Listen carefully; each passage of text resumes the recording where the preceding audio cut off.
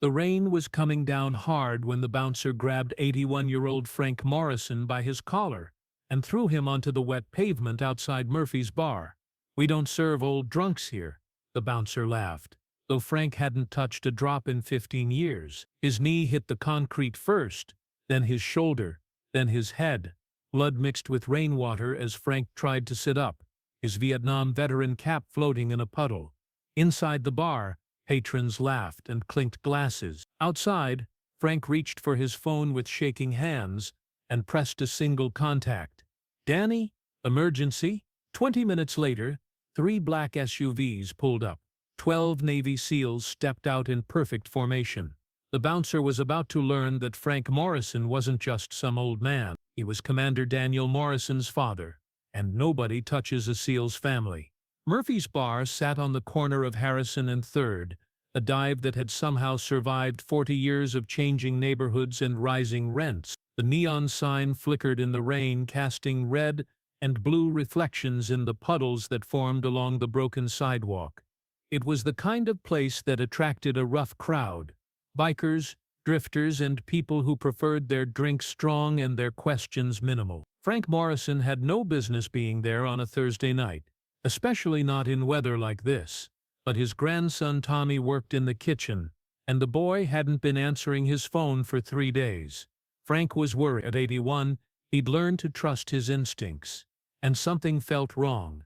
He dressed carefully before leaving his apartment: khaki pants, a clean button-down shirt, and his old Navy jacket from his service days. The jacket was thin now, worn at the elbows, but it kept the rain off well enough. His Vietnam veteran cap, the one his son Danny had bought him 10 years ago, sat snug on his head. He moved slowly, his cane clicking against the wet sidewalk, each step deliberate and measured. The bouncer at Murphy's bar was named Jake Thornton, though everyone called him Thor, a nickname he'd earned through size rather than nobility. 6'4", 260 pounds, arms like bridge cable. He'd been working the door for 3 years, and in that time he'd developed a simple philosophy: keep out anyone who might cause trouble or couldn't spend money. Old men, in his experience, were both. When Frank approached the entrance, Thor didn't even let him speak. "We're full," Thor said, blocking the doorway with his bulk. Frank looked past him into the bar, which was clearly half empty. "I'm looking for my grandson, Tommy Morrison. He works in the kitchen." "Don't know any Tommy," Thor lied. He knew exactly who Tommy was. Good kid, quiet, worked hard. But Thor had already decided this old man didn't belong here. "Move along, Grandpa." Frank stood his ground, rain dripping from the brim of his cap. "I just need to speak with him for a minute. It's important." Thor's expression darkened. He'd had a bad day. His girlfriend had left him that morning, and he was in no mood for arguments. "I said move along. We don't need any problems tonight." "I'm not here to cause problems," Frank said calmly. "I'm worried about my grandson. Just let me." That's when Thor smelled it, the faint scent of mothballs and old wool from Frank's jacket. To him it smelled like poverty, like trouble, like someone who'd try to beg drinks off paying customers. He'd made his decision. "Get out of here, you old drunk," Thor said loudly, making sure the patrons near the door could hear. "We don't serve your type." Frank's jaw tightened. He hadn't had a drink since 2010, the day his wife died. "I'm not drunk, son. I'm just looking for—" Thor grabbed Frank's collar with one massive hand, lifting the elderly man slightly off his feet. Frank's cane clattered to the ground. "I said get out." The shove was violent and unnecessary. Thor used his full strength, sending Frank flying backward through the doorway and into the storm. The elderly veteran had no chance to catch himself. His knee, already weak from arthritis, buckled immediately. He hit the concrete hard, his shoulder taking the initial impact before his head bounced off the pavement with a sickening crack. Frank's cap flew off, landing in a puddle several feet away. Blood immediately began flowing from a gash above his temple, mixing with the rainwater and running pink down his face. He lay there for a moment, stunned, the cold rain soaking through his clothes. Inside the bar, several patrons had witnessed the assault. A few laughed. Someone raised a glass in mock salute to Thor. "That's how you handle the homeless," a drunk construction worker shouted. Thor grinned and flexed his arms. Nobody messes with Thor's door. Outside, Frank struggled to sit up. His vision was blurry, whether from the rain, the blood, or the head injury. He couldn't tell. His hands shook as he reached for his phone, which had somehow stayed in his pocket. The screen was cracked but still functional. He had a list of contacts, but one stood out. Danny, emergency only. Frank had never used it before. His son, Commander Daniel Morrison, led SEAL Team 4 out of Naval Base Coronado. Danny had given him this number with strict instructions. Only if you're in real danger, Dad. This goes straight through, no matter what I'm doing. Frank's thumb hovered over the call button. He didn't want to be a burden, but as he sat there in the rain, blood running down his face, unable to stand, humiliated and hurt, he pressed it. Danny answered on the first ring. Dad? What's wrong? I fell, Frank managed, his voice weak, at Murphy's bar. I can't get up. The line was quiet for exactly 2 seconds. Then Danny's voice came back. Different now, controlled but with an edge of barely contained fury. Are you hurt? I think so. My head's bleeding. Did someone do this to you? Frank hesitated. He didn't want to cause trouble, but Danny knew his father too well. Dad, did someone hurt you? The bouncer, Frank admitted. He threw me out.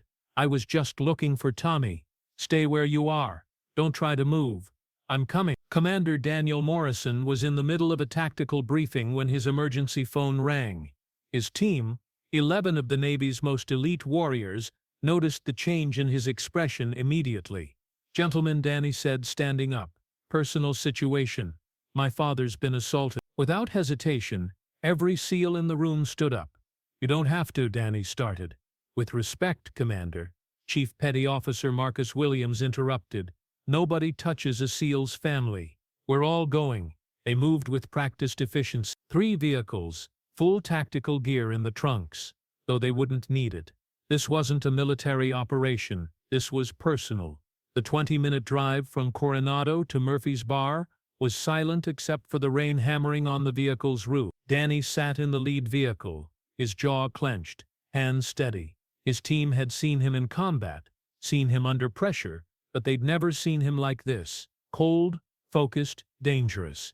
When they arrived, the scene was worse than Danny had imagined. His father sat on the curb in the pouring rain, blood still running from his head wound, his clothes soaked through. An elderly man who'd survived Vietnam, who'd raised a Navy SEAL, who'd never asked for anything, reduced to this. Danny was out of the vehicle before it fully stopped. He knelt beside his father, his trained hands immediately assessing the injuries. Dad, he said softly, pulling off his jacket and wrapping it around Frank's shoulders. I'm here. Frank looked up, tears mixing with rain and blood. I didn't want to bother you. You could never bother me, Danny said. Then he looked at the blood, the swelling already forming on Frank's shoulder, the way his father held his ribs. Who did this? Frank pointed weakly toward the bar entrance where Thor stood watching, arms crossed, still smirking. Danny stood slowly. Behind him, 11 SEALs had formed a semicircle, not threatening, just present. They didn't need to speak or posture. Their presence alone changed the entire atmosphere of the street. Thor's smirk faded as he realized these weren't just some guy. The way they moved, the way they positioned themselves, the way they watched him, these were predators, and he'd just hurt one of their pack. Danny walked toward the bar entrance, his team flanking him. Thor tried to maintain his tough guy stance. Bars closed, Thor said, though his voice cracked slightly. I'm not here for a drink, Danny replied, his voice calm but carrying an undertone that made Thor step back. You threw my father into the street. He was causing trouble, Thor lied. Drunk and disorderly. Chief Williams had been recording everything on his phone since they arrived. That's interesting, he said, because this elderly man with a head wound doesn't smell like alcohol. He smells like rain and blood. More SEALs arrived. Another vehicle pulled up. Then another. Word had spread through the teams. One of their own needed help. Within minutes, 24 Navy SEALs surrounded Murphy's bar. They didn't block the entrance. They didn't threaten anyone. They simply stood in formation, silent in the rain, bearing witness. Inside the bar, the atmosphere had changed completely. The music had been turned off. Conversations died. Patrons pressed against the windows, recording with their phones. Someone whispered, "Those are seals, real ones." Thor tried to retreat into the bar, but Danny's voice stopped him. "You're going to apologize to my father." Thor turned, trying to salvage some dignity. "I don't apologize for doing my job." "Your job?" Danny stepped closer. "Your job is to check IDs and keep the peace, not assault elderly veterans looking for their grandchildren." The mention of Tommy made Thor's face go pale. He knew Tommy, knew the kid's grandfather had been asking about him. He'd thrown out an old man for no reason other than his own prejudice and bad mood. The police arrived, called by someone inside the bar. Two officers approached carefully, recognizing the military precision of the men surrounding the building. "What's the situation here?" the senior officer asked. Danny pointed to his father, still sitting on the curb, being tended to by a SEAL, who was also a trained medic. "This man assaulted my father, threw him onto the concrete. We have video evidence and multiple witnesses." The officer looked at Frank, then at Thor, then at the 24 Navy SEALs standing in perfect formation in the rain. The choice was obvious. "Sir," the officer said to Thor, "I'm going to need you to come with us." Thor's bravado finally cracked. "It was just, I didn't mean." He looked homeless. He looked like an elderly man in the rain, Danny said. "And you threw him onto concrete because you could." As the police cuffed Thor, Tommy Morrison burst through the bar's kitchen door. He'd been in the walk-in freezer, doing inventory, and had no idea what was happening until another cook told him. "Grandpa!" Tommy ran to Frank, dropping to his knees beside him. "What happened? Are you okay?" Frank managed a weak smile. "Just wanted to check on you, son. You weren't answering your phone." Tommy's phone was in his locker, dead. He'd been working double shifts to save money for college and hadn't had time to charge it. The guilt hit him immediately. "I'm so sorry, Grandpa. I'm so sorry." Danny put a hand on his nephew's shoulder. "This isn't your fault. But we're getting him to a hospital now." The EMTs arrived and began treating Frank. As they prepared to load him into the ambulance, something remarkable happened. One by one, each SEAL walked up to Frank, saluted and said the same thing. "Thank you for your service." Frank, despite his pain, tried to return each salute. These young warriors, the best America had to offer, were honoring him. After years of being invisible, of being just another old man shuffling through life, he was being seen. The owner of Murphy's Bar, Patrick Murphy himself, had arrived after getting frantic calls from his staff. He saw the SEALs, the ambulance, the police car with Thor in the back, and immediately understood the magnitude of what had happened. "Commander Morrison," Murphy approached Danny carefully. "I am deeply sorry. This never should have happened. Thor's fired, obviously, and I'll cover all medical expenses." Danny looked at him coldly. "You'll do more than that. You're going to institute a policy. Any veteran, any age, drinks free on Thursdays. You're going to donate to the local veterans shelter, and you're going to personally apologize to my father when he's recovered." Murphy nodded quickly. "Of course. Anything. And Tommy," Danny added, looking at his nephew, "he gets a raise and whatever time off he needs to spend with his grandfather." The weeks following the incident revealed deeper truths about Frank Morrison's life that even his son hadn't fully known. During his hospital stay, nurses discovered old scars covering his back and legs, shrapnel wounds from Vietnam that had never properly healed. Medical records showed he'd been living with chronic pain for decades, but had never complained, never sought full disability benefits he was entitled to. Dr. Sarah Chen, his attending physician, was a veteran herself. She recognized the signs immediately: the way Frank minimized his pain, the way he apologized for needing help, the way he tried to leave before he was fully healed. "Mr. Morrison," she said during one examination, "your medical records show you've been eligible for full VA benefits since now. You're only receiving partial compensation." Frank shrugged. Other people needed it more. Dr. Chen had seen this before. Veterans of Frank's generation, who believed seeking help was weakness, who thought their pain was just part of the deal. She made some calls. Within days, a VA representative was at Frank's bedside, horrified at what had been overlooked. The representative, Maria Gonzalez, spent 3 hours going through Frank's service record: 3 Bronze Stars, 2 Purple Hearts, a Navy Cross that had been downgraded from a Medal of Honor recommendation due to paperwork issues, 37 confirmed saves of wounded Marines under fire, exposure to Agent Orange that had caused the peripheral neuropathy making walking difficult. "Miss Morrison," Maria said, tears in her eyes, "you should have been receiving full benefits for 50 years. The back pay alone," she calculated quickly, "we owe you nearly $400,000. Frank's response stunned her. "Give it to the younger veterans, the ones from Iraq and Afghanistan. They need it more." It took Danny's intervention to convince his father to accept what he was owed. Even then, Frank insisted on donating half to veteran causes. The story of Frank's unclaimed benefits became another viral moment, highlighting a systemic problem: thousands of elderly veterans too proud or too forgotten to claim what they'd earned. The VA launched Operation Recognition, a nationwide effort to identify and assist veterans who'd fallen through the cracks.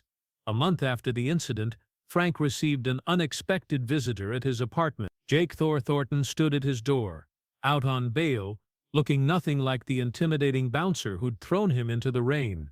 He was smaller somehow, diminished, his eyes red-rimmed from lack of sleep. "I know I have no right to be here," Thor began, his voice barely above a whisper. "But I needed you to know, my grandfather was a veteran too. Died alone in a VA hospital while I was too busy being tough to visit. When I threw you out, I saw him, and I hated myself so much that I'm sorry. I'm so damn sorry." Frank studied the young man for a long moment, then stepped aside. "Come in, son. Let's talk." They sat for 2 hours, Thor learning about Frank's service, Frank learning about Thor's grandfather. By the end, both men were crying. Thor left with a promise. He'd volunteer at the VA hospital, he'd attend anger management, and he'd earn the right to call himself better.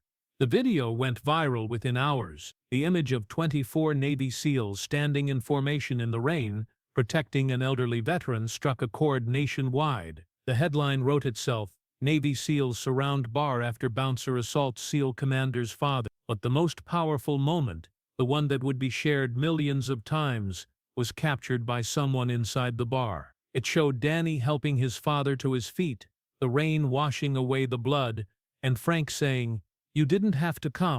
Danny's response, caught clearly on the video, became a rallying cry for military families everywhere.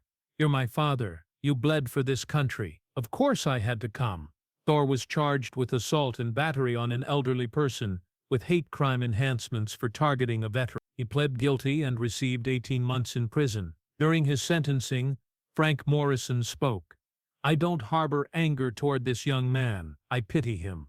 He saw an old jacket and assumed I was worthless. He never bothered to ask who I was, what I'd done, where I'd been. That's the real crime here, the assumption that age and appearance determine worth." Murphy's Bar became a different place after that night.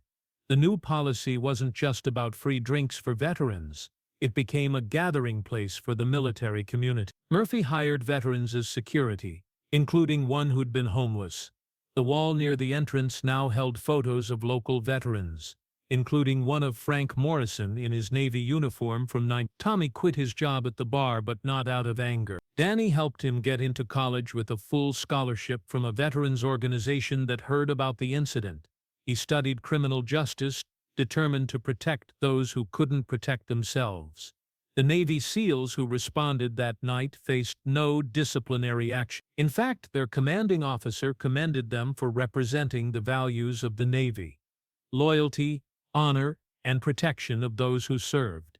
Frank recovered fully, though he walked with a more pronounced limp. He became something of a local celebrity, though he was uncomfortable with the attention. What mattered to him was that his son had come when he called it, that his grandson was safe and in school, and that maybe, just maybe, the world had become a little kinder to old veterans. Danny had the last word in a national interview.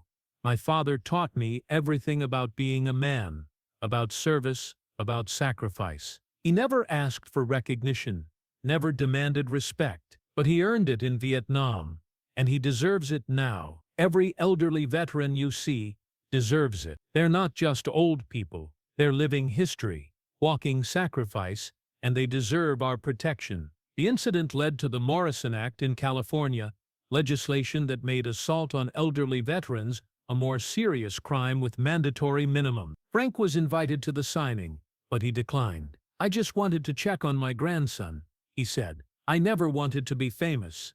6 months later, on Veterans Day, Murphy's Bar held an event. Frank was the guest of honor, though he insisted others share the spotlight. The place was packed with veterans from every era, every branch. Thor, surprisingly, sent a letter from prison that Murphy read aloud.